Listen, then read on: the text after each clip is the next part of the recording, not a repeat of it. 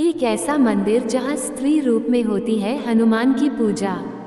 जी हाँ दोस्तों, आपको सुनकर आश्चर्य लगेगा, लेकिन दुनिया में एक मंदिर ऐसा भी है जहां हनुमान पुरुष नहीं बल्कि स्त्री के वेश में नजर आते हैं। दोस्तों, आपको बता दें कि यह प्राचीन मंदिर बिलासपुर के पास है।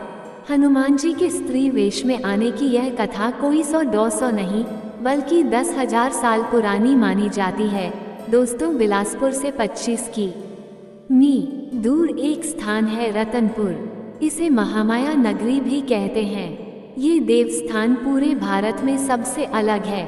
इसकी मुख्य वजह मां महामाया देवी और गिरजाबंद में स्थित हनुमान जी का मंदिर है। खास बात यह है कि विश्व में हनुमान जी का यह अकेला ऐसा मंदिर है जहां हनुमान नारी स्वरूप में है। इस दरबार से कोई निराश नहीं लौटता। भक्तों की मनोकामना अवश्य पूरी होती है। दरअसल दोस्तों, इसका निर्माण रतनपुर के राजा पृथ्वी देवगु ने करवाया था। पौराणिक और ऐतिहासिक दृष्टि से बेहद महत्वपूर्ण इस देवस्थान के बारे में ऐसी मान्यता है कि यह लगभग 10,000 वर्ष पुराना है।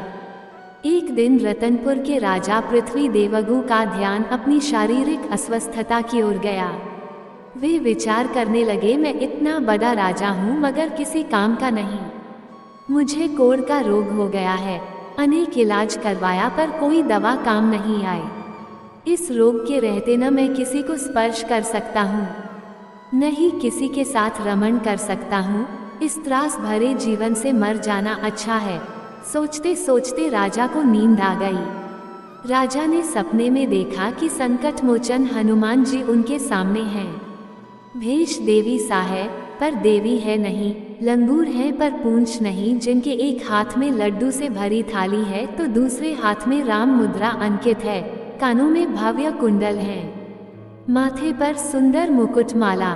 अष्ट श्रृंगार से युक्त हनुमान जी की दिव्य मंगलमयी मूर्ति ने राजा से एक बात कही। हनुमान जी ने राजा से कहा कि हे राजन, मैं तेरी भक्ति से प्रसन्न हूँ। तुम्हारा कष्ट अवश्य दूर होगा। तू मंदिर का निर्माण करवाकर उसमें मुझे बैठा। मंदिर के पीछे तालाब खुदवाकर उसमें स्नान कर और मेरी विधिवत पूजा कर। इससे तुम्हारे शरीर में हुए कोढ़ का नाश हो जाएगा। इसके बाद राजा ने विद्वानों से सलाह ली। उन्होंने राजा को मंदिर बनाने की सलाह दी। राजा ने गिरजाबंद में मंदिर बनवाया। जब मंदिर पूरा हुआ तो राजा ने सोचा मूर्ति कहाँ से लाई जाए। एक रात स्वप्न में फिर हनुमान जी आए और कहा, मां महामाया के कुंड में मेरी मूर्ति रखी हुई है, तो कुंड से उसी मूर्ति को यहाँ लाकर मंदिर में स्थापित करवा। दूसरे दिन राजा अपने परिजनों और पुरोहितों को साथ देवी महामाया के दरबार में गए। वहाँ राजा व उनके साथ गए लोगों ने कुंड में मूर्ति की तलाश की पर उन्हें मूर्ति नहीं मिली। हताश हो राजा महल में लौट आए। संध्या आरती पूजन कर विश्राम करने लगे। मन बेचैन हनुमान जी के दर्शन देकर कुंड से मूर्ति लाकर मंदिर में स्थापित करने को कहा है, और कुंड में मूर्ति मिली नहीं। इसी उधेड़ बुन में राजा को नींद आ गई। नींद का झोंका आते ही सपने में फिर हनुमान जी आ गए और करने लगे, राजा तू हताश न हो, मैं वही हूँ, तूने ठीक से तलाश नहीं किया। जाकर वहाँ घाट में देखो, जहाँ लोग पानी लेते हैं, स्नान करते हैं, उसी में मेरी मूर्ति पड़ी हुई है। राजा ने दूसरे दिन जाकर देखा तो सचमुच वो अद्भुत मूर्ति उनको घाट में मिल गई। यह वही मूर्ति थी जिसे राजा ने स्वप्न में देखा था, जिसके अंग प्रत्यंग से तेज पुंज की छटा निकल रही थी। अष्ट श्रृंगार से युक्त मूर्ति के बाएं कंधे पर श्री राम लला और दाएं पर अनुज लक्ष्मण के स्वरूप विराजमान। दोनों पैरों में निशाचरों दो दबाए हुए। इस अद्भुत मूर्ति को देखकर राजा मन ही मन बड़े प्रसन्न हुए। फिर विधि विधान पूर्वक मूर्ति को मंदिर में लाकर प्रतिष्ठित कर दी और मंदिर के पीछे तालाब खुदवाया, जिसका नाम गिरजाबंद रख दिया। मनवांछित फल पाकर राजा ने हनुमान जी से वरदान मांगा कि हे प्रभु, जो यहाँ दर्शन करने को आए उसका सभी मनोरथ सफल हो।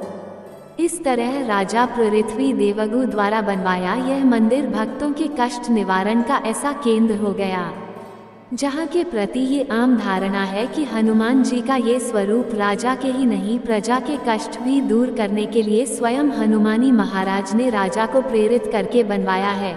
दक्षिण मुखी हनुमान जी की मूर्ति में पाताल लोक का चित्रण है। रावण के पुत्र अहिरावण का संहार करते हुए उनके बाएं पैर के नीचे अहिरावण और दाएं पैर के नीचे कसाई दबा है। हनुमान जी के कंधों पर भगवान राम और लक्ष्मण को बैठाया है। एक हाथ में माला और दूसरे हाथ में लड्डू से भरी थाली है। दोस्तों, आपको बता दें कि छत्तीसगढ़ की राजधानी रायपुर से लगभग 84 किलोमीटर दूर रमई पाट में भी एक ऐसी ही हनुमान प्रतिमा है। तो दोस्तों, वीडियो को ज़्यादा से ज़्यादा शेयर करें ताकि ये जानकारी बाकियों तक पहुंच पाए। वीडियो को लाइक और हमारे चैनल अद्भुत ज्ञान को सब्सक्राइब अवश्य करें। मिलते हैं आपसे अगली वीडियो में, जब तक के लिए जय श्री कृष्णा दोस्तों।